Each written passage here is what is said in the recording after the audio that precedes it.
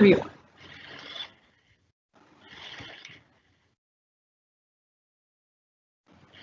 Muy buenas noches, muchas gracias a todos por unirse a participar de la conferencia virtual La Política Económica Post-COVID, organizada por el Instituto del Banco Central del Paraguay y el Ministerio de Hacienda. Hoy compartimos con el economista Ricardo Hausmann. El profesor Ricardo Hausmann es economista, actual director del Growth Lab y profesor de Economía del Desarrollo en la Kennedy School of Government de la Universidad de Harvard. Se desempeñó como economista en jefe del Banco Interamericano de Desarrollo entre los años 1994 y 2000. Para consultas disertantes se encuentra disponible el chat del evento en Microsoft Teams. Las preguntas serán respondidas al término de la exposición. Dicho esto, cedo la palabra a los moderadores, el presidente del Banco Central, el señor José Cantero, y el ministro de Hacienda, Óscar Llamosas. Muy buenas noches. Es un gran placer y honor contar con la presencia del doctor Ricardo Hausmann, un investigador y docente de mucha influencia en la región, que tiene la bondad, la particularidad de descodificar temas tan complejos para transmitirlo de una forma muy sencilla y muy amena.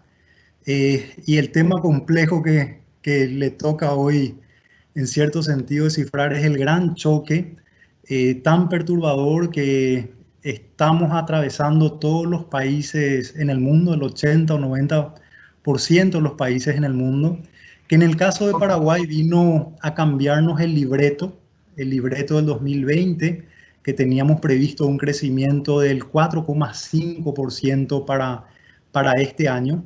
Y ahora la historia ya es otra. El desafío es muy grande, pero lo bueno es que a pesar de este choque nos encontró al país con un espacio, con una capacidad y un margen de acción para mitigar este impacto. Pero este riesgo persiste, la incertidumbre sigue presente, sigue latente, y creo que las medidas que ha tomado nuestro país en el ámbito de las políticas contracíclicas, tanto monetarias como fiscales, las medidas también, las reformas estructurales, la decisión de implementar una convergencia fiscal y también las medidas sanitarias han estado en cierto sentido a la altura de este desafío, situación que han mejorado los números económicos. Hoy el Banco Central pronostica un crecimiento de menos, o una retracción de 1,5, de menos 1,5, es una revisión al alza desde un nivel de menos 3,5%. Y este desafío en el que estamos es muy probable que persista en el tiempo.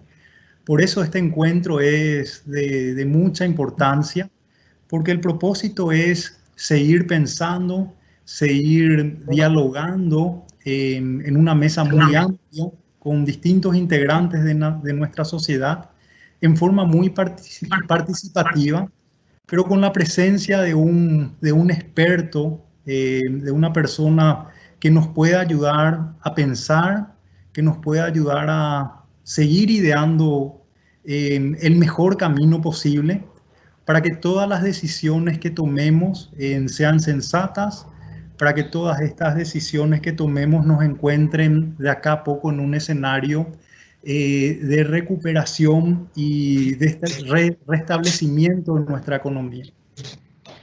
Antes de ceder la palabra al profesor Ricardo Hausmann, tendremos las palabras del flamante ministro, doctor Óscar Llamosas. Muchas gracias.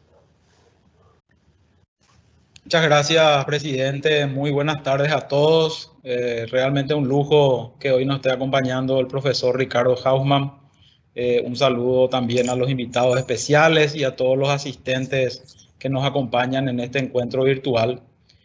Para mí es un honor también darles la bienvenida en representación del Ministerio de Hacienda a esta conferencia sobre la política económica post-COVID, con el objetivo, como mencionaste, presidente, de intercambiar ideas y prácticas que arrojen luz sobre cómo encarar el camino de la recuperación y también encauzar la política económica luego de esta pandemia, ¿verdad?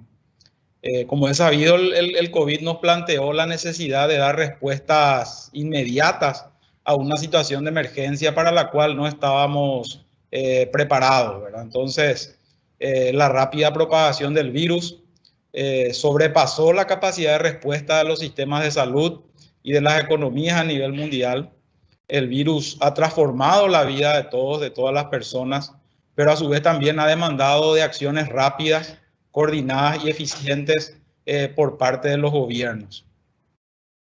La situación de emergencia decretada por la pandemia requirió la activación de mecanismos de coordinación interinstitucional, como dijo el presidente, tanto de medidas fiscales como monetarias, con una celeridad única, involucrando a distintas carteras del Poder Ejecutivo también, ¿verdad? Y obviamente a la sociedad civil. La temprana decisión del gobierno, que ya con los primeros casos que se dieron de contagios en el mes de marzo, implementadas, ayudaron a mitigar la propagación del virus y en base a los números que hoy tenemos en materia sanitaria, creemos que fueron acertadas, como así también las medidas económicas que se han tomado. Hoy Paraguay sobresale en la región donde, según estimaciones de organismos internacionales, también de revistas especializadas, va a ser la economía que va a tener la menor caída en su economía durante este año, como así también la que va a tener una de las mayores, uno de los mayores rebotes para el año que viene. Y creo que estos resultados fueron en parte gracias a esas medidas implementadas, que desde un principio se enfocaron tanto en fortalecer el sistema de salud, en proteger el ingreso de los trabajadores, especialmente aquellos de sectores más vulnerables, como así también el consumo de las familias, y también de no cortar la cadena de pagos de la economía, ¿verdad? El éxito del ritmo de la recuperación obviamente dependerá de las políticas que están siendo implementadas ya en un marco de un plan de reactivación económica. Entonces, no debemos olvidar también que esta pandemia nos obliga a profundas transformaciones para salir adelante, lo que representa también un desafío adicional, ¿verdad? La vuelta a los niveles pre-pandemia en materia económica como en materia fiscal van a requerir un esfuerzo de parte de todos. Es por eso que necesitamos avanzar también hacia un Estado mucho más eficiente, mucho más transparente, que brinde oportunidades a todos, invirtiendo en capital humano, generando un sistema de protección social integral, que son un poco lecciones que nos deja esta pandemia, que nuestra economía, como usted sabe, que es una economía donde hay un sector importante, en una economía, en un sector informal que no tiene cobertura ni del sistema de seguridad social ni tampoco de salud.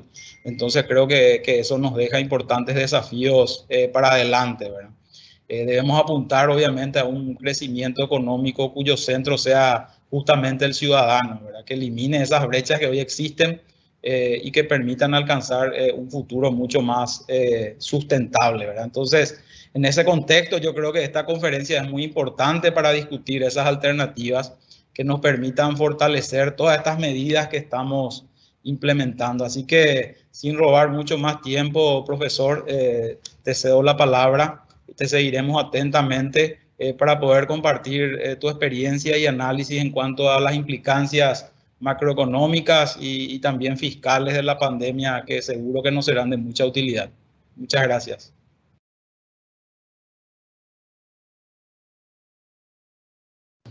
Su micrófono, profesor. Muchas gracias, presidente. Muchas gracias, ministro. Es la verdad un honor y un placer estar con ustedes esta noche. Tengo recuerdos maravillosos de mis visitas a Paraguay. Ya probablemente hace casi una década que fui por última vez, pero fui por primera vez por ahí por el año 94. Y he ido con cada 4 o 5 años de visita por el país, y lo que siempre me impacta de Paraguay es el ritmo al que el país progresa. Y el ritmo al que el país ha estado progresando todos estos años. Así que bueno, Es realmente un honor la posibilidad de poder compartir. Voy a compartir mi pantalla, a ver si todo me sale bien. A ver aquí. ¿Se ve bien mi pantalla? Sí, sí, profesor. Perfecto, qué bien. Bueno, entonces,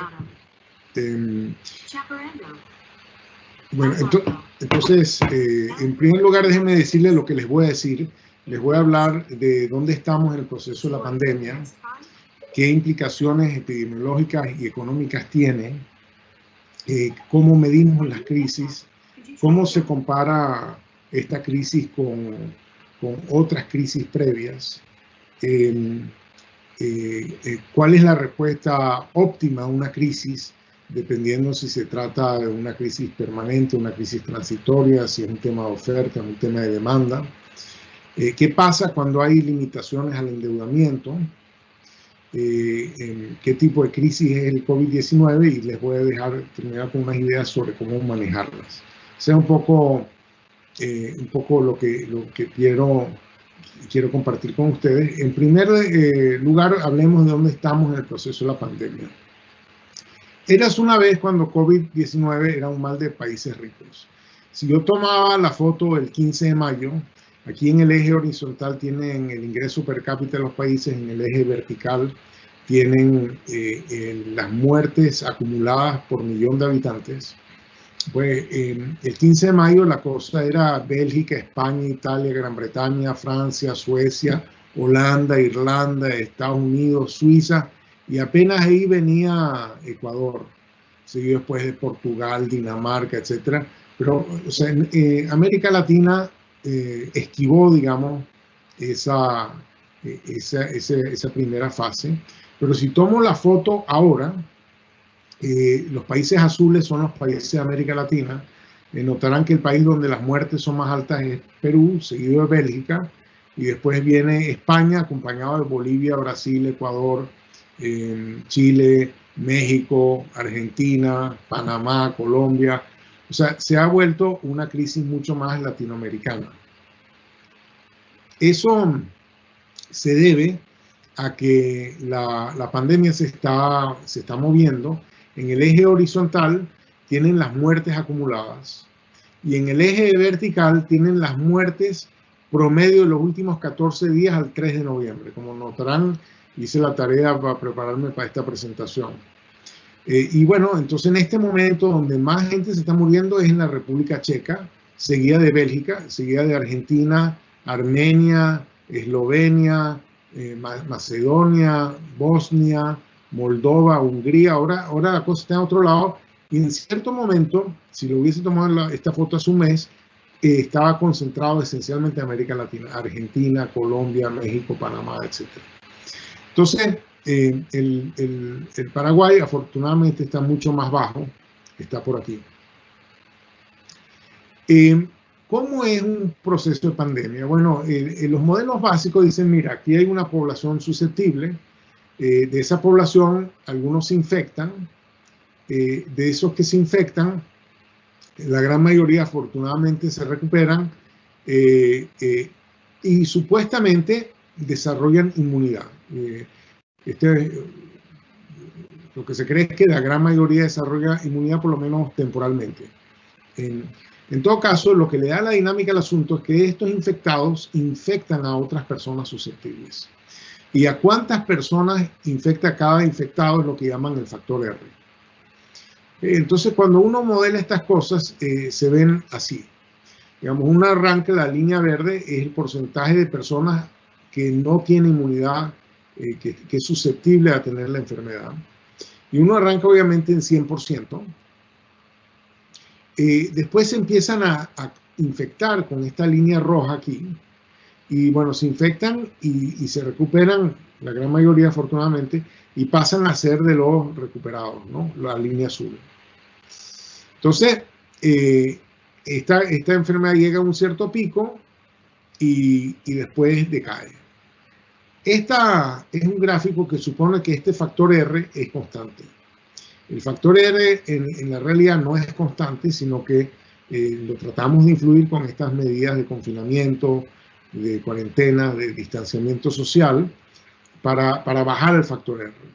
Pero digamos, si uno elimina todas esas medidas de distanciamiento social y vuelve a los comportamientos normales, donde nos abrazamos, salimos a comer juntos, nos tomamos unos tragos, vamos al cine, vamos al teatro, vamos a ver juegos de deporte, etc. Ese factor R oscila entre 3 y 4. El pico de esta enfermedad ocurre cuando el número de susceptibles es 1 sobre R. ¿Ok? Porque eso lo que hace es que en ese momento cada persona infectada, digamos, infecta 3 o 4 otras, pero esas 3 o 4 otras, la gran mayoría ya son inmunes, entonces no se enferman, entonces no, el virus no haya dónde ubicarse. Y eso quiere decir que con un factor R de 3 o 4, la enfermedad se va por sí sola, llega el pico cuando el 66 o el 75% de la gente se haya infectado. ¿Okay? Y entonces ya tiene inmunidad porque ya tuvo el virus y se curó. Ahora, eso es el pico. El final de la pandemia ocurre después. Con un factor R entre 3 y 4 ocurre cuando más del 80% de la población ya se ha infectado. De hecho, más bien como el 90%. O sea, le termina dando a todo el mundo. Claro, le termina dando a todo el mundo si no desarrollamos una vacuna. Entonces, miremos dónde estamos en estos números para saber si, digamos, cómo se acabaría esta pandemia por sí sola. Y aquí lo que agarro es mirar qué porcentaje, cuál es el porcentaje de casos como porcentaje de la población. ¿Okay? ¿A cuánta gente le han confirmado que tuvo el COVID? Bueno, en la región del mundo donde el porcentaje de gente confirmada es más alto es en Bahrein y Qatar, y ahí es el 4,5% de la población. En Panamá, Israel es como el 3% de la población. En Paraguay es menos del 1% de la población. Ahora, como le dije, esto se acaba cuando se haya infectado más del 80%. O sea que con respecto a ese número, pues esto es poquísimo. O sea, hay muchísima gente susceptible donde el virus se puede mover a saltar. Entonces, ¿qué es lo que ha ocurrido? Este es las muertes en promedio de 7 días por millón de habitantes. Aquí tengo el Reino Unido. Como verán, tuvo este gigantesco pico en el mes de abril, mayo. América Latina en este momento no tuvo ningún pico. Pero aquí tenemos a Chile en azul y tenemos a Colombia en verde. Pues Chile tuvo su pico, lo empezó a controlar, abrió como un poco demasiado temprano, tuvo otro pico y ahora está más o menos controlando el número de muertes. Colombia tuvo un pico posterior, pero digamos, en este momento los casos están y las muertes están subiendo. Aquí tenemos a Estados Unidos, Argentina y Paraguay. Como verán, Estados Unidos tuvo un pico más chiquito que el de Argentina y el de Paraguay ha estado por debajo de todos estos, pero el Paraguay en este momento tiene una tasa de mortalidad muy parecida a la que tiene Estados Unidos. Y en Estados Unidos, bueno, la expectativa es que vaya subiendo porque en este momento las infecciones se están acelerando. Aquí lo que hago es medir qué tan duras han sido las medidas de cuarentena. Y lo medimos por esta reducción en los desplazamientos hacia el trabajo que mide Google, ¿no? Mientras más alto, más dura el confinamiento. Y como verán, Estados Unidos es esta línea azul. La gran mayoría de los países latinoamericanos, el promedio de América Latina es la línea punteada negra. La gran mayoría de países, exceptuado Brasil y Paraguay, tuvieron confinamientos más duros que Estados Unidos. Y Paraguay endureció su confinamiento por ahí por el mes de septiembre, según esto, y entiendo que han estado volviendo a abrir.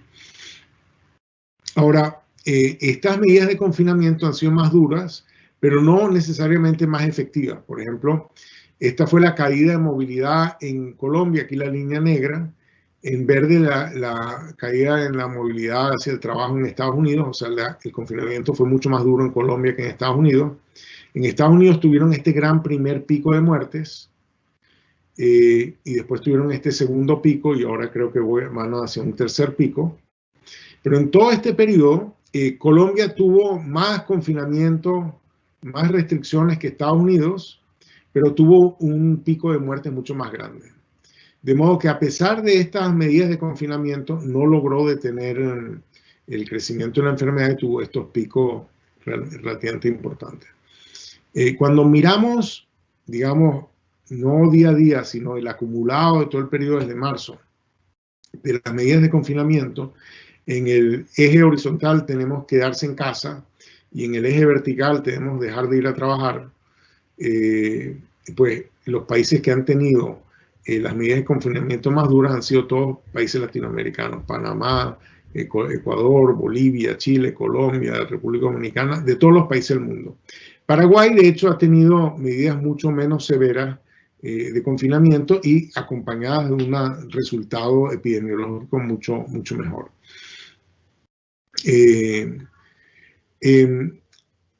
Ahora, esas medidas de confinamiento parecieran haber tenido mucho efecto económico. Aquí lo que tengo en el eje horizontal es cuánto cayó la expectativa de crecimiento que tenía el Fondo Monetario para todos los países del mundo en octubre del 2019, para el año 2020, con respecto a lo que acaba de predecir para el 2020 en octubre de este año. ¿Okay? En cuanto se aceleró el crecimiento. Y como verán, son cifras fenomenales. Aquí Panamá, Perú, España, India, la diferencia en el ritmo de crecimiento es de 15 puntos del PIB.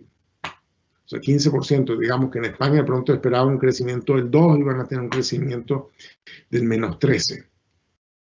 ¿Okay? Algo así, algo aún más duro pasó en Panamá. Y como verán, esto está correlacionado con quedarse en casa. O sea, que en cierto sentido, por razones epidemiológicas, hicieron que la gente se quedara en casa, como no fueron a trabajar, cayó el producto.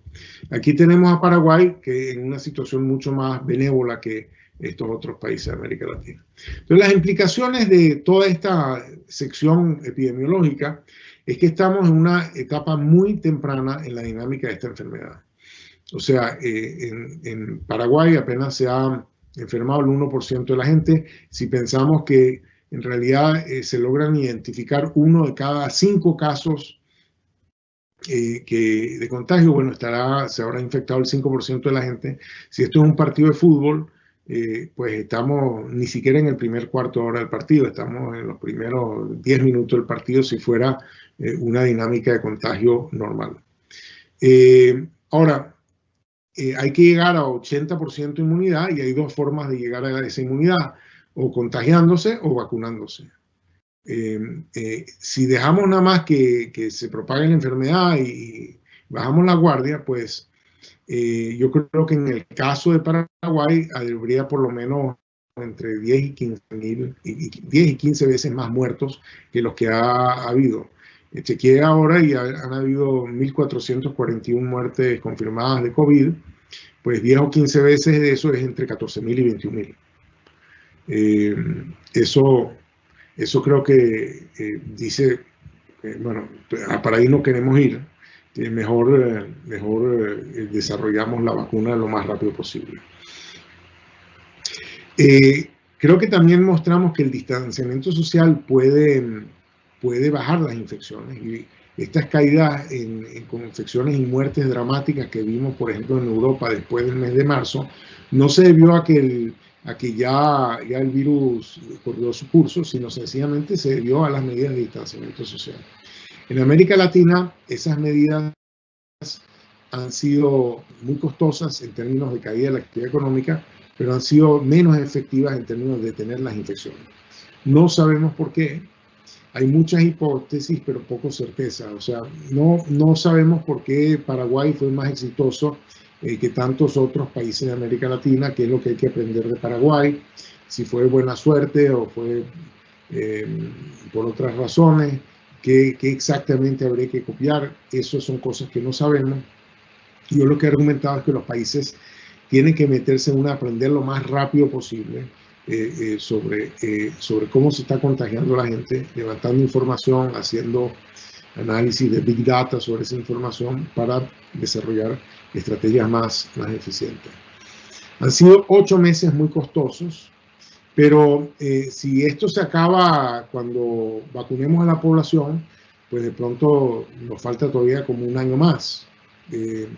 Y bueno, un año más se ve largo, o sea, no estamos al final del túnel, o sea, queda mucho por navegar, mucho partido por jugar, y lo cierto es que con niveles tan bajos de infección en Paraguay, quiere decir que hay mucha población susceptible, y los países que en cierto momento lo han estado haciendo muy bien, de pronto pierden el control. Yo trabajo en Jordania, y Jordania durante todo este periodo era, digamos, el país estrella, el que mejor lo había hecho, y pues en las últimas 3-4 semanas súbitamente se perdieron el control de la cosa y tuvieron que imponer una cuarentena bastante severa. Necesitamos una agenda para mejorar la efectividad de las medidas de distanciamiento social. Eso creo que es un elemento fundamental, y reducir su costo económico. Queremos tener el máximo impacto sobre las infecciones al mínimo costo económico, y para eso creo que hay una agenda muy importante de aprendizaje, de investigación, que los países deberían impulsar y convocar a la capacidad de análisis de su gente y del mundo con los datos que están recolectando y que se pueden recolectar aún mejor. Pero que aquí hay un gran tema, porque esto puede salvar muchas vidas y salvar mucho la actividad económica. ¿Okay? Y claro, necesitamos una estrategia para sobrevivir todo este periodo hasta la post-vacuna, si se quiere. O sea que esta conferencia se llama Política Económica para el Post-COVID, pero en realidad es para el COVID. Es para el COVID y el post-COVID, pero todavía nos queda, digamos, un año de COVID si hacemos las cosas bien y logramos vacunar a toda la población en el próximo año. Ahora, hablemos entonces de crisis económica. Déjenme un poco hablarle de tipos de crisis económica para caracterizar después qué tipo de crisis es esta. Todas involucran una caída en la actividad económica, típicamente asociadas a algún tipo de shock. Ese shock puede ser doméstico, un terremoto, un huracán, o puede ser externo, puede ser un shock de oferta, puede ser un shock de demanda, puede ser un shock en la actividad real de la economía, puede ser un shock financiero que le pega por el sector bancario o el sector financiero de la economía, puede ser un shock temporal, ¿no? O puede ser un shock permanente. Entonces, tenemos que caracterizar dentro de todos estos tipos de shock. Esos shocks generan ciertos mecanismos de transmisión. Esos mecanismos de transmisión ahora algunas veces amortiguan el shock, ¿no? Hacen que no sea tan grande. El ministro está hablando de políticas anticíclicas y el presidente del banco estaba hablando de políticas anticíclicas. Eso es parte de los amortiguadores. Pero hay otras dinámicas que los amplifican. En esos mecanismos de transmisión hay generalmente estos multiplicadores de demanda. En esos multiplicadores de demanda de pronto, digamos, el gobierno ordena que la gente se quede en casa, entonces se tuvo que quedar en casa, no ganó dinero, no gastó, entonces quiere decir que otra gente no vendió. Entonces eso genera una dinámica contractiva. Y hay un paper reciente de Ivan Bernik de MIT que muestra que estos shocks de oferta pueden generar shocks de demandas aún más grandes que el shock de oferta. Hay el canal crediticio, que de pronto la crisis afecta al sistema bancario y los bancos dejan de prestar, y entonces se puede amplificar el shock, o de pronto si los bancos sí prestan se puede aminorar el shock. Pueden haber quiebras en la cadena de valor que hace que yo no pueda producir porque mi suplidor desapareció o porque mi cliente desapareció o porque lo cerraron, etc. Problemas con la infraestructura. Hay amortiguadores. Si la crisis es percibida como transitoria, lo ideal es endeudarse y financiar la caída de ingresos y los gastos que hay que hacer en las crisis. Esto depende de la capacidad de endeudamiento, capacidad de endeudamiento tanto del gobierno como de los hogares y de las empresas. En una crisis transitoria lo mejor es poder endeudarse. Para que tanto el sector público como el sector privado se puedan endeudar, alguien les tiene que prestar dinero y ese alguien tiene que ser el resto del mundo. Y por eso uno de los amortiguadores importantes es el acceso al financiamiento internacional. Eso es lo que permite que tanto el sector público como el sector privado puedan responder al shock con aumentando su endeudamiento. Los amplificadores ocurren cuando un daño a una parte de la economía termina haciéndole daño a otra parte de la economía. Por ejemplo, si el gobierno no logra financiarse, tiene que reducir su déficit en medio de un momento donde le están cayendo los ingresos. Entonces tiene que o subir impuestos o bajar gastos aún más para poder reducir su déficit en medio de una crisis. Eso va a ampliar la caída de la demanda, va a profundizar la crisis. Si las empresas y los hogares no logran endeudarse, pues van a hacer lo mismo que haría, se contraerían aún más el gasto, lo que causaría una caída adicional de la demanda. Por eso es que los gobiernos tienden a responder a las crisis aumentando la liquidez, facilitando los mecanismos de crédito. Además, los hogares y las empresas pueden entrar en dificultades de pago que puede crearle un problema al sistema bancario. Y hemos visto en América Latina cuando estas crisis ocurren que terminan en una crisis triple, donde cae el sistema bancario, cae la moneda y cae la deuda pública. Y hemos visto mucho allá, el vecino de ustedes allá en Argentina, pues ha tenido estas crisis varias veces, ¿no? Es muy importante evitarlas porque recuperarse de esas crisis toma mucho más tiempo. Entonces, ¿cómo medimos las crisis? Bueno, las crisis típicamente las medimos, agarramos, digamos, la serie como la del Producto Interno Bruto y miramos a ver cuándo cae, y cuando cae prendemos un reloj y miramos cuándo cayó y cuándo recupera su nivel inicial. ¿Okay? Y eso nos da cuánto dura la crisis. Podemos mirar cuánto fue la caída desde el pico anterior hasta el lugar más profundo y podemos medir esta área bajo la curva, que es cuánto Producto Interno Bruto se perdió, si se quiere, por causa de la crisis. Entonces les voy a mostrar estos números para algunas crisis anteriores. Esto es la crisis del 2008 o 2009 en Estados Unidos. Duró 3 años, el PIB cayó 3%. Y el área abajo de esa curva es 4% del PIB.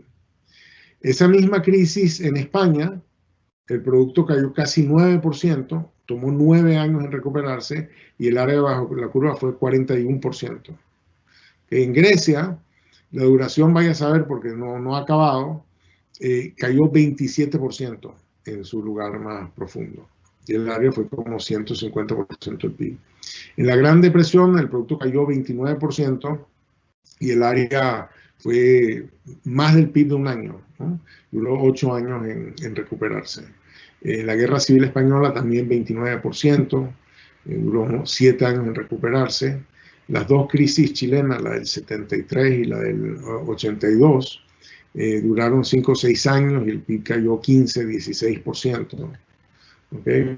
En la crisis argentina que digamos pegó más duro en el año 2001, pero ya la economía venía cayendo desde el 98, el PIB cayó casi 19%. En la crisis financiera global, esto es interesante verlo, duró 1 año en Bélgica y digamos más de 10 años en Grecia porque no ha cesado. La caída del producto fue 2% en Bélgica y 26% en Grecia, y el área bajo la curva fue 2% en Bélgica y 200% del PIB en Grecia, y todavía contando. De modo que hay diferencias de un factor de 10 en la profundidad, digamos, de la crisis en un año y de un factor de 100 en el producto perdido. Eso lo que quiere decir es que es muy importante manejar bien las crisis, porque el shock vino de Estados Unidos, pero el impacto económico que tuvo en las distintas regiones fue fenomenalmente distinto. Esta es la crisis de la deuda latinoamericana en la década de los 80. Notarán que Paraguay no está en esta lista porque el producto no cayó en Paraguay, pero el producto, digamos, en Uruguay cayó 20%, en Haití 26%, ¿no? En Chile 15%, en Venezuela cayó 10%, y el área bajo la curva, pues 47, 50, 91% del PIB. Demoró 9 años el Uruguay en recuperarse. Entonces, venimos de unas crisis muy complicadas. Estas son las caídas del bloque comunista. Pero veamos esta caída actual. En esta caída actual hay 96 países donde el producto ha caído más de 5% en el año 2020 y 27 países donde el producto ha caído más del 10%. Los países más complicados esto es Aruba, Moldova, Belice, Bahamas, Mauritius, etc. Aquí está Perú, Irak, etcétera, España, Argentina, con caídas del producto de más del 10%. O sea, esta es una crisis grande comparado con estas crisis más grandes de la historia, ¿no? ¿Qué tipo de crisis es el COVID-19? Bueno, por un lado es un shock de oferta, porque le estamos diciendo a la gente que se quede en su casa, que no vaya a trabajar, y porque le estamos diciendo a las actividades económicas que tienen que cerrar. Entonces, esa es una caída del producto no porque no había demanda, sino porque no se pudo producir. Se decidió no producir. Es un shock de oferta que es amplificado por shocks de demanda, porque el que no produce no gana, el que no gana no gasta, etc. Y entonces se genera todo un círculo contractivo. Es también un shock externo, porque le pega, como esto es un fenómeno global, le pega a las exportaciones del país, de pronto afecta a los términos de intercambio, afecta al turismo, afecta a las remesas y puede afectar también el acceso al financiamiento internacional. Entonces vamos a ver qué tanto de esto es cierto en este caso concreto. El shock de oferta, este gráfico que ya se lo mostré, es cuánto cayó la actividad económica y cuánto cayó la movilidad hacia el trabajo. Entonces, es un shock, aquí está, digamos, esto es debido a ese shock de oferta. El precio de los commodities cayó inicialmente casi todos, pero muchos de ellos se recuperaron. El hierro se recuperó, el cobre se recuperó, la soja se recuperó, pero el petróleo no se recuperó. El petróleo ha caído algo así como 40%. Las remesas cayeron muchísimo, no tengo aquí el dato para Paraguay, pero para Bolivia cayeron mucho, cayeron prácticamente 80% y se han estado recuperando, pero están muy por debajo de donde estaban antes. En el caso de Centroamérica cayeron mucho en el mes de abril-mayo, pero se recuperaron y están por encima de los meses de enero. Lo que sí ha pegado muchísimo son los viajes. Ahí tenemos los viajes, el número de vuelos del año 2019 y los números de vuelos del año 2020 en América Latina, y la caída es realmente fenomenal. Entonces aquí hay un cese total de los viajes. Los países emergentes siempre tienen un acceso un tanto precario al financiamiento internacional. Este es el riesgo país promedio de los países emergentes. Como ven, sube y baja muchísimo. Este es el costo, es cuánto más tiene que pagar un país, cuánto más que el Tesoro americano tiene que pagar un país por emitir deuda pública. Esto es, digamos, una mirada de largo plazo. Esto es la mirada de este año. Y como verán, los mercados se asustaron, subieron mucho las tasas de interés que cobran a los países emergentes. Estos son países de distintos niveles de riesgo. Subieron bastante por ahí por el mes de mayo, abril. Y a partir del mes de mayo, junio, julio, se han estado normalizando las cosas. Quedaron las tasas por encima, o sea, los spreads, el riesgo país por encima de donde estaban antes. Pero como las tasas de interés de Estados Unidos también bajaron, pues los niveles de rendimiento de los bonos públicos no no han subido tanto. Eso es una grandísima noticia porque quiere decir que esta es una crisis del sector real de la economía, pero no es una crisis financiera, digamos que todavía. En materia de lo que representa caída de exportaciones, pues es muy diverso. En Colombia le pegó tanto en las materias primas porque venden petróleo, en productos manufacturados y en servicios porque tenían turismo, le ha pegado por todos lados. Pero hay otros países, por ejemplo Panamá, donde los commodities no le pegó. Le pegó durísimo en servicios. En Perú le pegó durísimo en todo. Entonces no a todos los países le pegó igual. Desafortunadamente el fondo no metió a Paraguay en ese gráfico. ¿Qué tan temporal o permanente es esta crisis? Esa es una buena pregunta. Estas son las caídas, o sea, esta es la diferencia en la proyección del PIB para el 2020, la que había hecho el fondo el año pasado y la que acaba de hacer ahora. Y como verán, hay 34 países donde esa caída del crecimiento es digamos, de más del 10%, 124 donde es más del 5%. Entonces, ese es el shock, digamos, de corto plazo. Pero si yo miro al año 2021, hay 42 países que están con una caída de más del 10% para el 2021 con respecto a lo que habían pensado que iba a ser. Y para el año 2022 hay 39 países con caídas de más del 10%. Entonces, para muchos países este es un shock bastante permanente, o sea, tiene un elemento transitorio, países se van a recuperar de esto, pero no van a llegar a donde venían. O sea, si uno toma el valor presente neto, el ingreso nacional, pues hay una reducción sustancial en muchos países.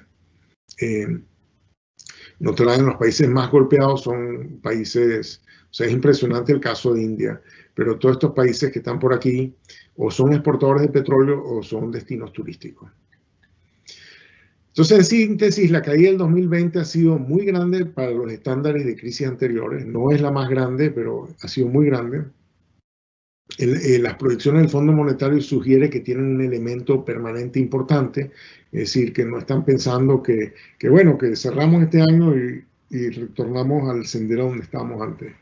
Va a tener secuelas de más largo plazo. Para el 2022, 142 países van a tener caídas mayores del 5%, o sea que casi todo el mundo. O sea, eso nos da una idea que es algo más del 5% del PIB, el costo permanente de esta crisis. ¿Qué se hace en materia de política fiscal en una crisis? Bueno, ¿cómo debe responder la política fiscal? Bueno, depende si el shock es temporal o si el shock es permanente. La teoría dice que si el shock es temporal, uno en el futuro va a ser más rico y por lo tanto no tiene sentido apretarse el cinturón hoy tanto. Si después igual en el futuro voy a ser más rico, es mejor tratar de igualar el bienestar del presente y del futuro, endeudándose hoy y devolviendo mañana cuando volvamos a ser más ricos. Entonces, la idea es que si el shock es transitorio, es óptimo endeudarse para mantener el nivel de vida. Si el shock es permanente, el ingreso hoy es bajo, pero el ingreso mañana también es bajo. Entonces no tiene sentido endeudarse hoy para devolver el préstamo mañana cuando igual vamos a ser pobres. Entonces, si el shock es permanente, tiene que haber más ajuste. Como este shock tiene elementos transitorios y tiene fundamentalmente un fuerte elemento transitorio, pero tiene un elemento más permanente e importante, creo que va a tener que estar acompañado de algo de ajuste en el mediano plazo. Entonces, aquí tengo cómo reaccionan los distintos países al shock. En Estados Unidos, esta es la diferencia en la proyección de ingresos, gastos, déficit y deuda como porcentaje del PIB. De nuevo, es el cálculo de lo que proyectó el Fondo Monetario en 2019 y lo que está proyectando ahora. ¿Cuál es la desviación con respecto a lo que se pensaba? Pues el déficit en Estados Unidos se amplió algo así como 12 puntos del PIB. ¿Por qué? Porque aumentaron muchísimo los gastos, más de 10 puntos del PIB. Les cayeron los ingresos como 2 puntos del PIB. Y por efecto de composición también, la razón deuda-PIB le va a terminar subiendo en algo así como 20 puntos del PIB. O sea, la razón deuda-PIB de Estados Unidos va a haber subido 20 puntos del PIB este año solamente este año. ¿Okay? En otros países, por ejemplo, como Ecuador, no pudieron subir mucho el gasto porque no tenían plata, le cayó enormemente el ingreso porque son exportadores de petróleo y porque tuvieron una severa recesión, y entonces tuvieron un déficit muy grande, pero no realmente para financiar gastos, sino para sencillamente financiar el colapso de los ingresos. No tenían acceso a financiamiento, tuvieron que hacer default sobre la deuda, reestructurar la deuda y negociar un paquete muy grande de apoyo financiero internacional. Ese es como el otro extremo. Pudieron tener el déficit gracias a la asistencia financiera internacional, no porque pudieron financiarse. En el caso de Paraguay, es un caso mucho más benigno, en cierto sentido más parecido al de Estados Unidos. El ingreso cayó poco, los gastos aumentaron algo así como 5 puntos del PIB. Esto es o sea, no me crean los números, esto es lo que publicó el fondo. Pero, y la razón de deuda va a haber subido al final como 10 puntos del PIB con respecto a la tendencia anterior. En Estados Unidos fue 20 puntos del PIB. Y de hecho, ahora les voy a mostrar que los países ricos han tendido a tener déficits más grandes y aumentos más grandes de su nivel de deuda y aumentos más grandes de su nivel de gasto durante la pandemia. ¿Okay? Ahora, ¿qué pasa si un gobierno no puede endeudarse? Bueno, si no puede tener el déficit ideal, pues no puede hacer los gastos, ya sea de transferencias sociales o de ayuda a las empresas o de ayuda a los trabajadores por cuenta propia, etc. Entonces, tampoco, digamos, va a poder convencer a la gente del confinamiento, porque la gente va a preferir salir a la calle que morirse de hambre. Entonces, las transferencias sociales ayudan a hacer más llevadero el confinamiento y hacer que la gente lo respete más. Permite también el aumento del gasto, pues hacer los gastos de salud, epidemiológicos y demás para sobrevivir a la crisis. Entonces, y si el gobierno después no se puede endeudar, va a tener cuarentenas menos respetadas, si se quiere, más muertes. Y cuando llegue el momento de haber vacunado a todo el mundo, pues no va a tener, digamos, el músculo financiero para impulsar la economía. Entonces el costo de no poderse endeudarse es muy grande. La caída en la recaudación ha sido muy grande en algunos países. En el Líbano fue más del 10% del PIB, en Ecuador fue más del 7% del PIB, Vietnam fue como 6% del PIB. En promedio, los países, hay unos 50 países donde la caída de los ingresos fue más de 2,5% del PIB. La caída de gasto, el aumento de gasto fue muy importante. O sea, este es el ingreso per cápita de los países. Notarán esta tendencia positiva, que sí que los ricos aumentaron su gasto mucho más en la crisis que los pobres. O sea que es un lujo poder endeudarse para atender la crisis. Canadá, Gran Bretaña, Singapur tuvieron un aumento de gasto por encima del 10% del PIB. ¿Okay? Y entonces los países ricos tuvieron déficits más grandes que los países pobres.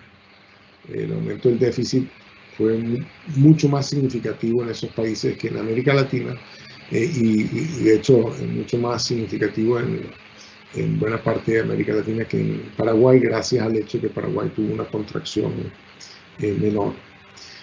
Y los países más ricos tuvieron un mayor aumento en su relación deuda-PIB. En Italia, España, Estados Unidos, Japón, etc. El PIB va a haber subido en un solo año más de 20 puntos del PIB, la relación deuda-PIB.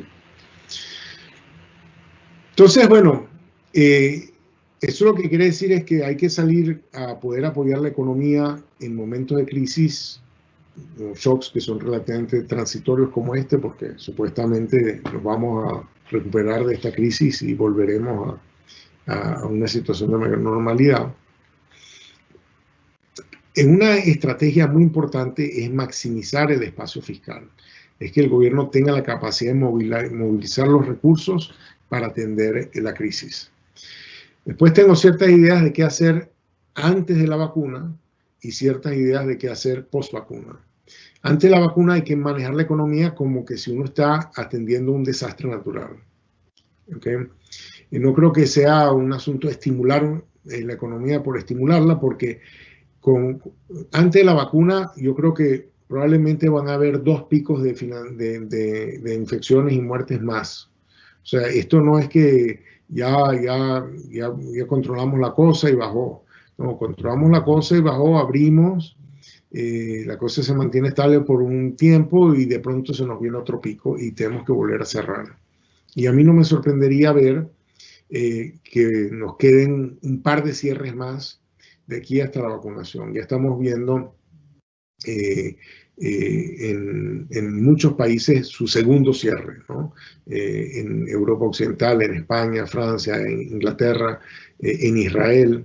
De modo que yo creo que de esos de pronto nos quedan 2 más. En ese periodo, pues nadie va a estar haciendo grandes inversiones, uno no sabe en qué condiciones va a estar la economía. Lo importante es que la gente pueda sobrevivir ese periodo lo mejor posible. Ahora, post vacuna, entonces ya sí, ya se eliminan esas cosas y entonces es el tiempo de tratar de pensar en algo para inyectarle demanda a la economía para que arranque con mayor energía. Ahora, ¿cómo se maximiza el espacio fiscal? Es muy importante asegurar el financiamiento del fisco. Una idea es pedirle plata al Fondo Monetario. Países como Chile, Perú, Colombia, que son los países de más alto rating crediticio de América Latina, pues le pidieron esta línea de crédito flexible del Fondo Monetario por decenas, o sea, Chile fue por 20 y tantos mil millones de dólares, creo que fueron 12.000 o 13.000 millones de dólares en Perú. Y eso es sencillamente para darle la señal al mercado de que el país tiene apoyo internacional, que es un buen crédito. ¿Okay? Y en ese sentido creo que el financiamiento internacional es un complemento más que un sustituto del financiamiento privado. Es una forma de decirle a los mercados, en Venezuela dirían, estoy guapo y apoyado. Segundo, hay que convencer a los mercados que el país es solvente. O sea, que está en un problema de crisis como están muchos países, pero que va en una buena dirección. Y para eso es bueno hacer ajustes de mediano plazo que mejoren la solvencia fiscal de mediano plazo. Y mientras mejor haga uno esas medidas de reforma estructural que mejoren la solvencia fiscal de mediano plazo, más acceso va a tener el país a financiamiento en el corto plazo. ¿Okay? Entonces, en varios de los países donde yo trabajo, en Sudáfrica, en Jordania, en Honduras, etc., es muy importante que los países puedan darle la señal al mercado de que a mediano plazo están bien para tener más facilidad para financiar estos déficits del 2020 y del 2021. Ahora, los países que no pueden convencer a los mercados de que le presten, lo mejor es que reestructuren la deuda lo más rápido posible, como lo hizo Ecuador, y que lo hagan con el apoyo de la comunidad internacional. Esto no es una recomendación para Paraguay, porque Paraguay vi que tuvo una colocación muy exitosa de bonos, creo que fue el 4,5% por ahí por el mes de junio, si no me equivoco. O sea, tiene acceso a buena tasa, etc. Y creo que, cosa que, por ejemplo, no ha podido hacer Argentina. Pero eso muestra, digamos, que el país se puede beneficiar de haber tenido un manejo macroeconómico mucho más responsable que el vecino del sur. Para la prevacuna, yo creo que hay que concentrarse en la supervivencia. Yo creo que todo el mundo ha estado mejorando su sistema de compensación social, mantener niveles adecuados de bienestar para hacer más efectivo el distanciamiento social. Los países están resolviendo el tema, bueno, pero si no voy a trabajar, ¿cómo hago para pagar el alquiler, pagar los créditos, etcétera? Muchos han hecho políticas en ese sentido para reestructurar esos pagos. La política monetaria lo más flexible posible, dado el régimen cambiario que tengan, pero todos los países han estado explorando todos los grados de libertad que puede tener la política monetaria. es muy importante asegurar la estabilidad del sistema financiero. Hay algunos países que le han pedido a los bancos que no distribuyan dividendos, que aumenten sus reservas de capital para enfrentar, digamos, esta situación perturbada que hay. Y lo más importante es evitar que este shock se convierta en esta triple crisis de la que le digo que América Latina ha tenido mucho: crisis bancaria, crisis monetaria, crisis de deuda.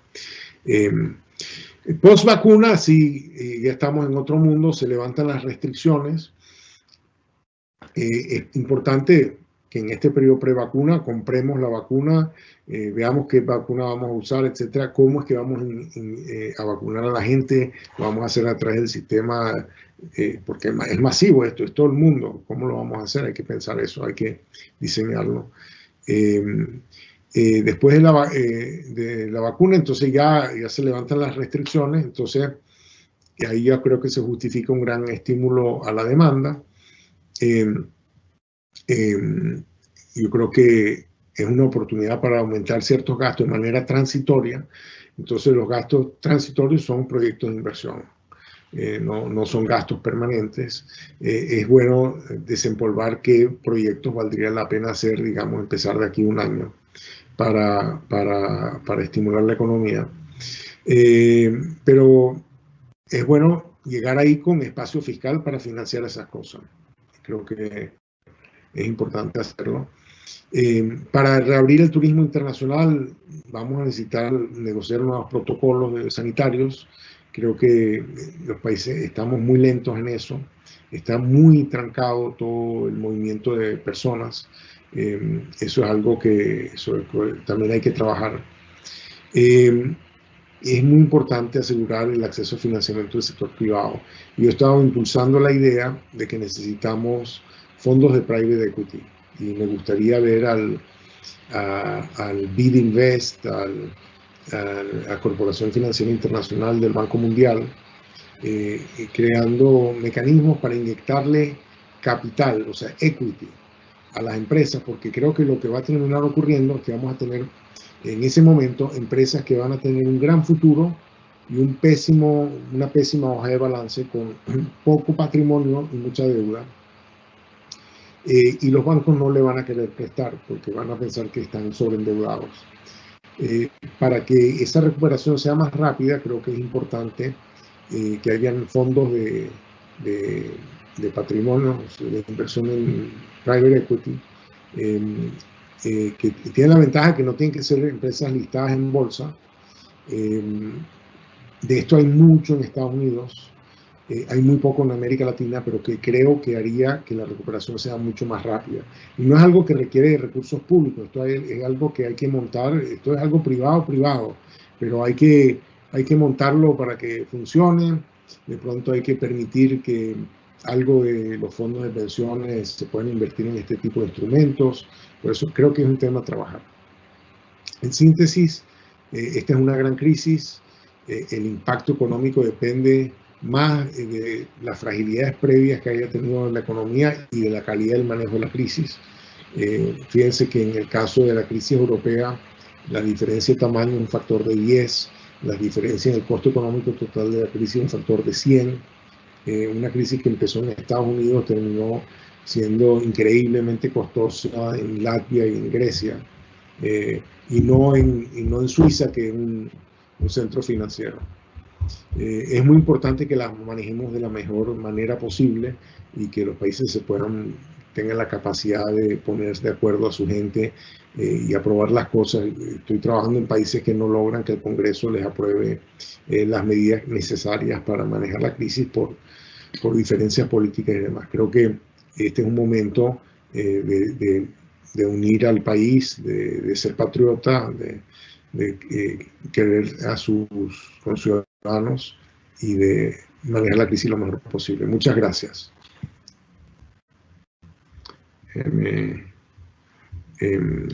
¿Cómo saco yo de aquí?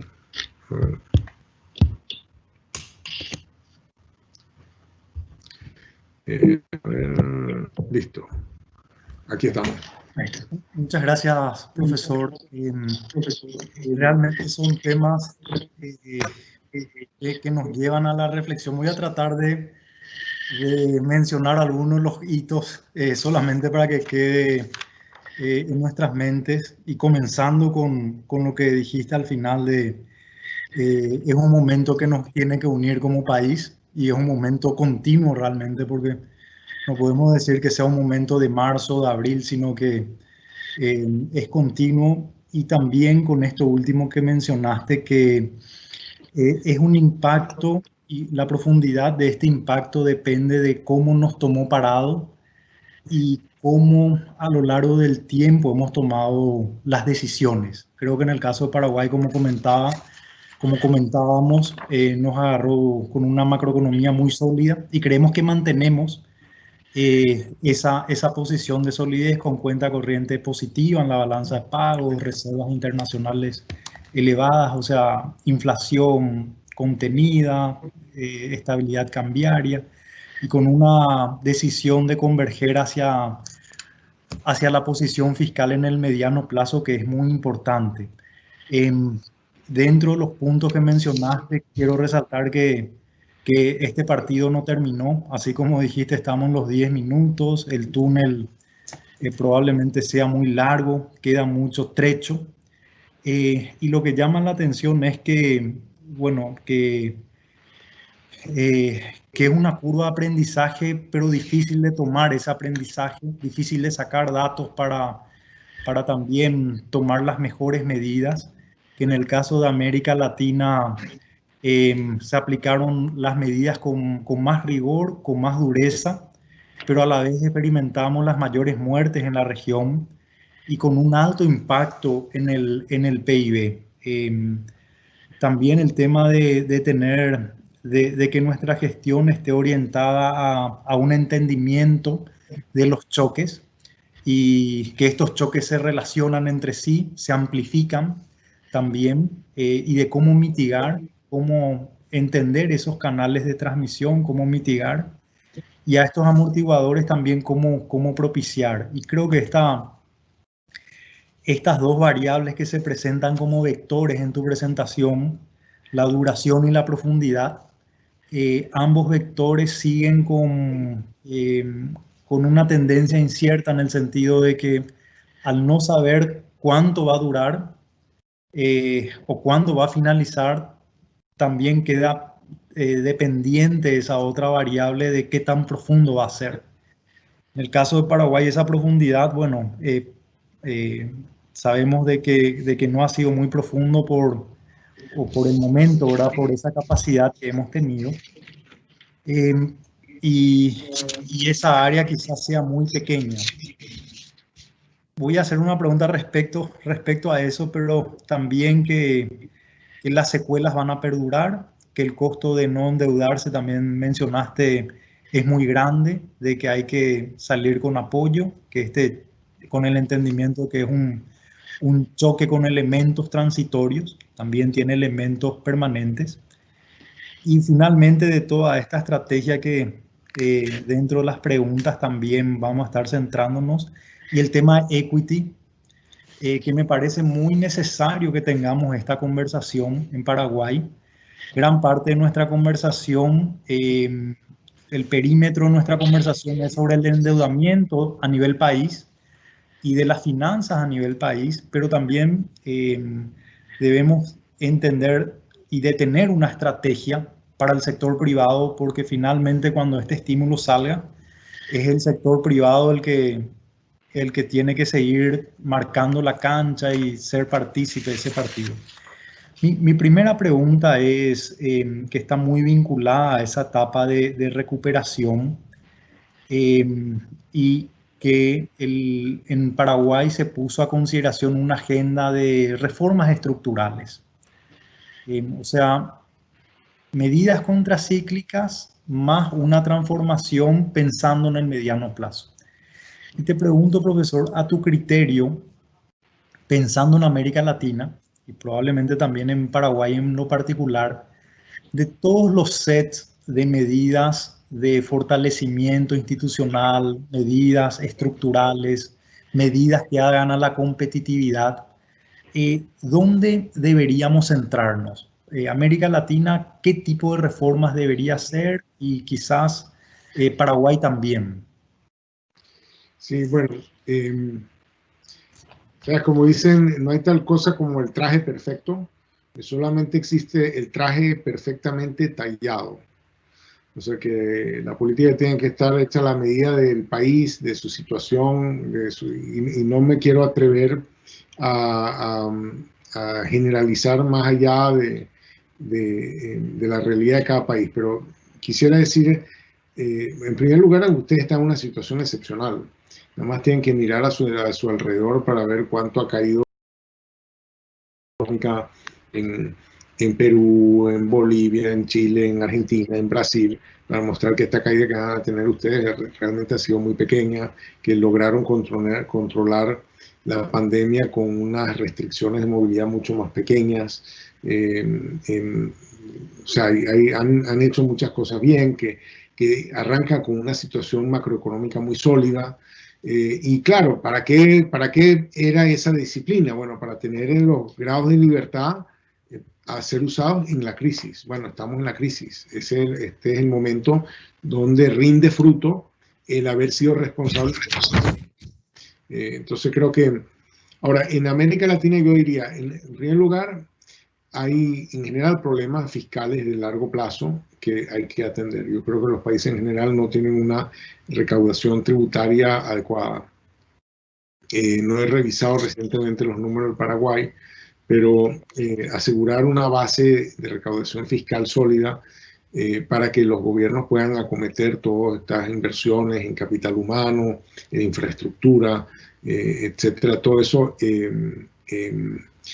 hay que desarrollarlo. Y ahí yo creo que el mundo está cambiando, los países están moviéndose hacia grabar. Yo creo que vamos a ver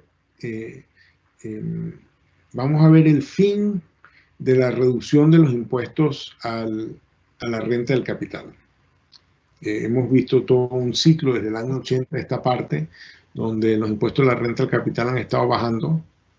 Yo creo que especialmente a la luz de esta crisis, los gobiernos van a terminar esta crisis con mayor endeudamiento, van a tener que subir los impuestos.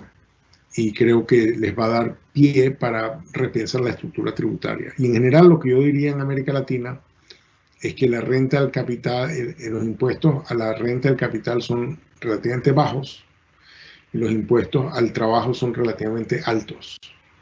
Y la gente le pone bajo impuesto al capital porque temen que si le pone impuesto al capital se le va. Pero la tendencia que yo veo que viene es que uno le pone impuesto a la renta del capital esté donde esté. Entonces, un ciudadano del país sacó su dinero del país, lo tiene en otro país, ese dinero lo tiene que declarar y tiene que pagar impuestos sobre la renta que ese dinero genera. Y hay un esfuerzo a través de la OCDE para compartir información tributaria entre países. El secretario general de la OECD, Ángel Gurría, se enorgullece mucho decir que han compartido información sobre 5 millones de cuentas bancarias contentivas de 5 trillones, lo que los americanos llaman trillones de dólares, es decir, millones de dólares. Y creo que los países de América Latina se deberían anotar en esa dirección, de compartir más, o sea, participar en esto de compartir información fiscal sobre los activos en el exterior para que la gente pague los impuestos que tienen que pagar, y eso de pronto nos permite bajar los impuestos al trabajo formal, compensarlos con el impuesto al capital y así tener menos informalidad, porque los impuestos al trabajo formal generan mucha informalidad. Entonces, creo que esa es una de las reformas que vienen por ahí. Creo que es muy importante que los países se enfoquen en la transformación productiva. O sea, tienen que moverse de materia prima a productos más complejos, no abandonar lo que uno tiene, sino adicionar. Y sobre eso yo creo que una agenda de desarrollo productivo es muy importante. Creo que en América Latina en general hay demasiado poco equity, demasiado poca inversión patrimonial en las empresas. Y eso hace que muchas veces los bancos no presten porque las empresas no tienen suficiente capital. Creo que necesitamos deuda y tenemos capital. Estas dos cosas son complementos. Y no puede ser a través del mercado de valores, porque hay muy pocas empresas, solamente las más grandes entran al mercado de valores. Necesitamos otras formas de hacer eso. Por eso me interesa el tema de private equity.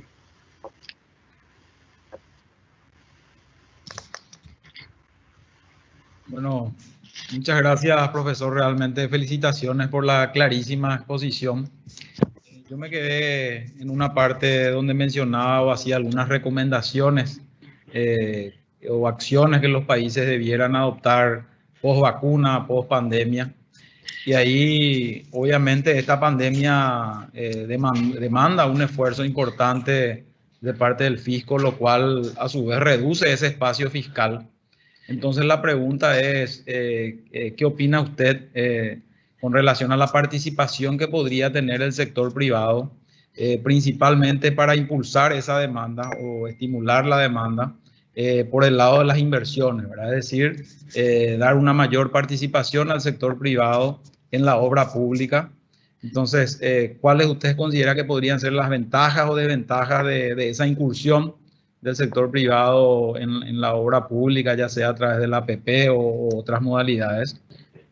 Y también, obviamente, cuáles serían los riesgos o qué cuestiones debieran tenerse en cuenta de manera que finalmente eso no termine generando aún mayor presión sobre las cuentas fiscales, ¿verdad? Así que me gustaría un poco conocer su opinión al respecto. Bueno, yo creo que en este aspecto es importante distinguir algunas cosas. Hay ciertos proyectos que se pueden hacer como APP, alianzas público-privadas, donde el proyecto genera su propio flujo de caja.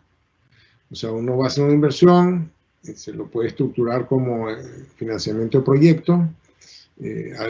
Digamos, tomemos el caso de una autopista de peaje. Entonces, en el futuro va a haber un flujo de caja de todos los peajes que se van a cobrar. Y bueno, si se hace la obra, está el flujo de peaje. Si no se hace la obra, no está el flujo de peaje. El proyecto se paga a sí mismo.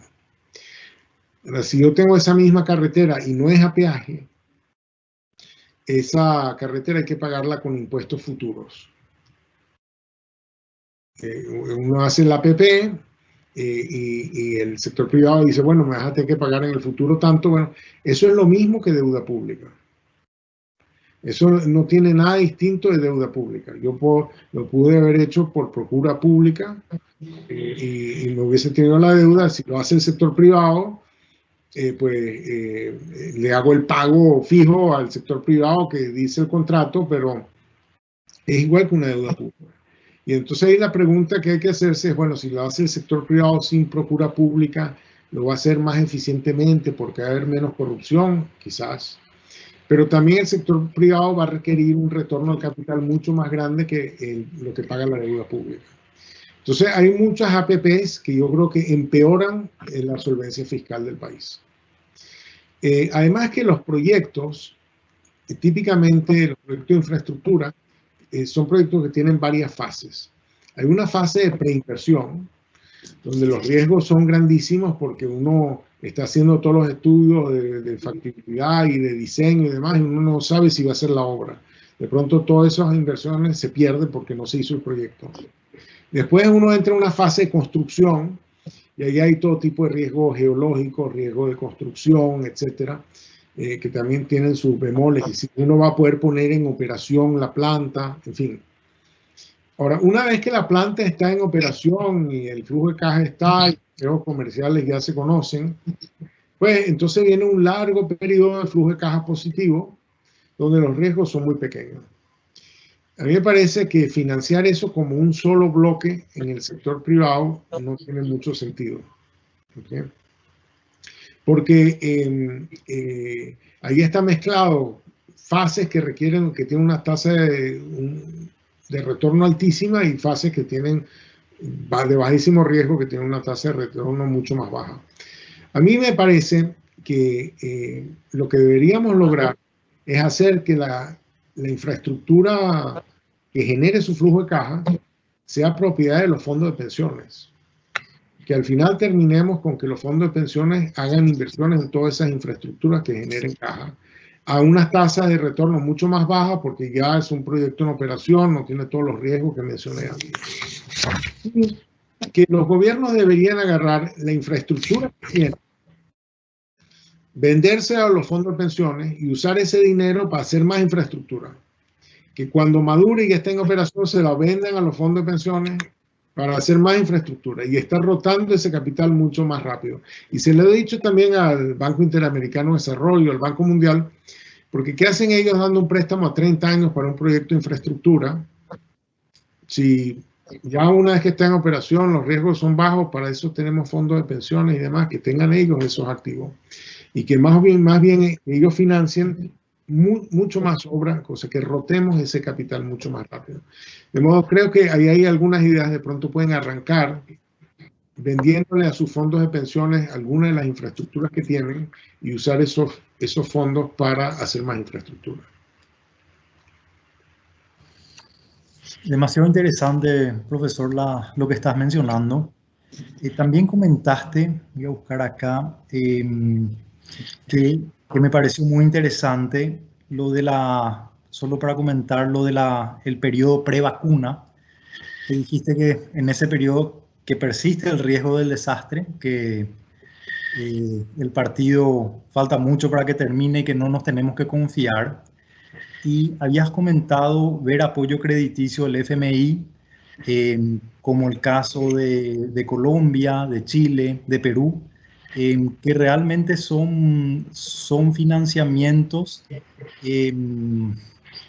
prudenciales y que dan una señal también internacional. En el caso de Paraguay daría una señal de que estamos en otro estándar, en un estándar muy en línea con economías bastante sólidas como las de Chile o como la de Colombia, y sería una señal importante al país en términos de fondos precautorios, que lo vemos bastante interesante. Quería hacer una pregunta sobre otro tema. Habías comentado el tema de turismo, que cómo reactivar eso, que era uno de los cordones que se habían interrumpido, pero nosotros consideramos en Paraguay que tenemos muchas condiciones para la inversión extranjera, que somos una plataforma por los costos, por la energía y también por las medidas de reformas estructurales que estamos emprendiendo, entre ellas algunas de Doing Business, otras de eficiencia del Estado, dar mayor previsibilidad no solamente de lo macro. Y la pregunta que te hago es, ¿qué ves como tendencia hacia adelante? ¿Y cuáles serían los atributos que deberíamos tener a consideración para atraer inversiones extranjeras y que esa inversión extranjera pueda diversificar nuestra economía y pueda a su vez hacernos más resilientes y contar con ese equity extranjero en este caso, que permita diversificar nuestras exportaciones, diversificar nuestra cadena, nuestra producción y hacernos más resilientes? Entonces, ¿cuáles serían los nuevos atributos en un escenario post para atraer inversión extranjera? Bueno, excelente pregunta. Te voy a decir un poco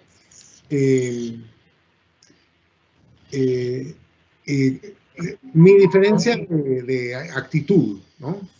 Yo te diría que la forma tradicional de hacer las cosas es que uno piensa que la razón por la que no viene la inversión extranjera es porque hay unas trabas regulatorias que las captura el doing business, ya sea en establecer la empresa, en registrarla, abrir crédito, comerciar a través de fronteras, etc. Entonces uno pone los países a mejorar su ranking en todos estos indicadores doing business.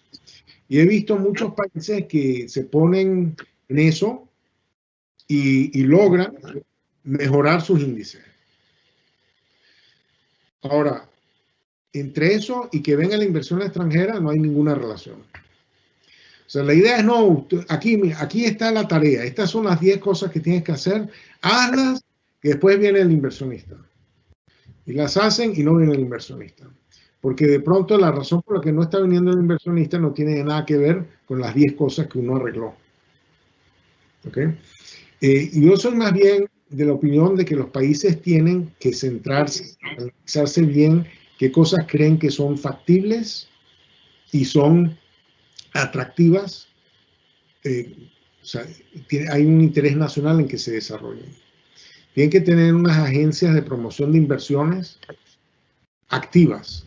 No sencillamente que van a poner un anuncio en el Financial Times, el Economist, diciendo invierte en Paraguay, somos chéveres, etcétera, y esperar a que lleguen, y cuando lleguen entonces hacer la vida fácil, atenderlos bien, sonreírles, etcétera. Donde yo veo que esto funciona en los países, yo no conozco ningún país que tenga una participación, digamos, en el sector aeroespacial, donde eso ocurrió por casualidad. O que tenga participación en el sector automotriz, que eso ocurrió por casualidad. Los países decidieron que querían meterse en eso y sabían que tenían que atraer cierto tipo de inversión.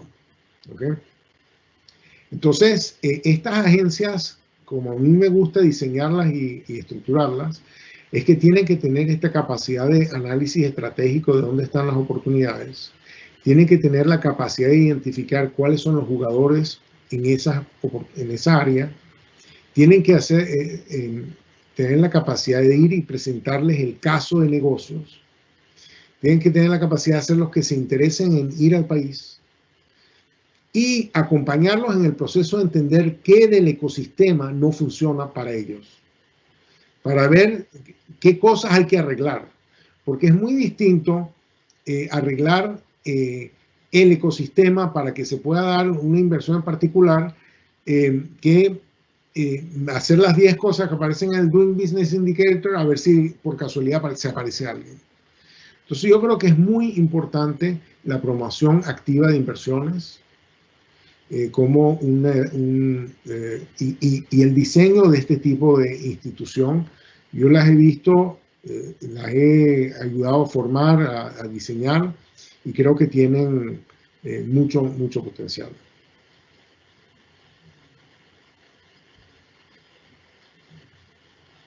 Profesor, también un tema que mencionaste, obviamente es el momento, cuál sería el momento oportuno para retirar los estímulos fiscales. Hay toda una discusión que se está dando hoy en nuestro país, si en qué periodo de tiempo, en qué tiempo debiéramos volver a los niveles pre-pandemia, tanto en materia de déficit, en materia de endeudamiento, etcétera.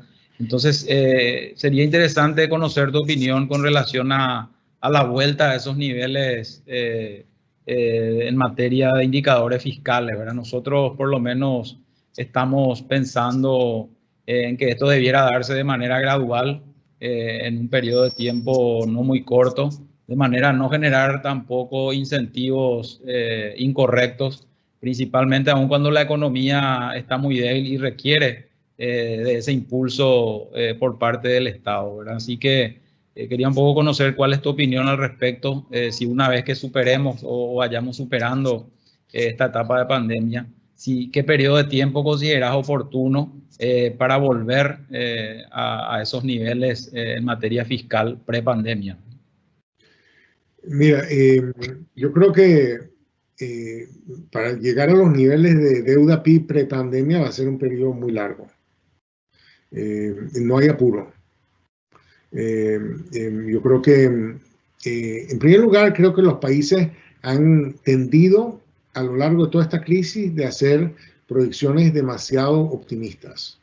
Yo he trabajado en muchos países en esta pandemia donde el presidente del país está absolutamente convencido que después de la cuarentena de 6 semanas venía el rebote rápido. Pues la cuarentena no fue de 6 semanas, fue de 2 meses, y después fue de 3 meses, y después fue de 4 meses, y la recuperación fue mucho más lenta de la que esperaban. el Fondo Monetario está proyectando unas recuperaciones relativamente fuertes para el 2021. Yo quisiera creer que se van a materializar, pero no estoy tan seguro. En todo caso, yo empezaría a ajustar las cosas fiscales condicionadas a que la economía se ponga a crecer por encima de su tasa de crecimiento de tendencia previa a la crisis. Entonces, por ejemplo, si el país venía creciendo al 4,5 y ahora cayó al 1, yo quiero ver al país creciendo por encima del 4,5, al 6, al 7, para que vaya recuperando, y solamente cuando lo vea crecer esas tasas, le retiro el estímulo fiscal. Porque creo que uno quiere que la reducción de la relación deuda-PIB venga porque crece el PIB, ¿no? Y si uno lo que termina es tan preocupado que sube la relación deuda-PIB y toma medidas fiscales que tumban el PIB, pues está haciendo la recuperación más ineficiente. Entonces, por eso yo creo que tenemos que aprender de los países ricos, los que tienen el espacio fiscal, pues están usándolo a plenitud. Yo creo que los países van a terminar con 30 puntos del PIB más de deuda que antes. Claro que para ellos es sencillo, porque el bono a 10 años del gobierno americano paga 0,6% de interés. Si ustedes pagan 4% de interés, no es lo mismo tener 10% del PIB en deuda al 4 que al 0,6, porque el costo de interés es muy distinto. Entonces, por eso los techos de los países tienden a ser más chiquitos, pero en general yo creo que tenemos que entender que el aumento en la relación deuda-PIB va a ser mucho más alto del que nos habíamos esperado. Probablemente va a ser más de 10 puntos el PIB en Paraguay, y tú no puedes bajar 10 puntos el PIB en menos de, o sea, no sería bueno que lo bajen en menos de una década o más de 5 años en todo caso. O sea, tiene que ser un proceso gradual. Lo que le importa a los mercados es saber que esa relación viene para abajo, no a qué ritmo viene para abajo. Lo que quieren saber es que el país es solvente. Y el país es solvente si logra mantener esa relación estable o bajando. Entonces no creo que el nivel sea una meta muy importante. Sería un error meter al país en una dieta cuando, digamos, no va a ganar nada con esa dieta. No es que está gordo el país. Profesor, te queremos agradecer.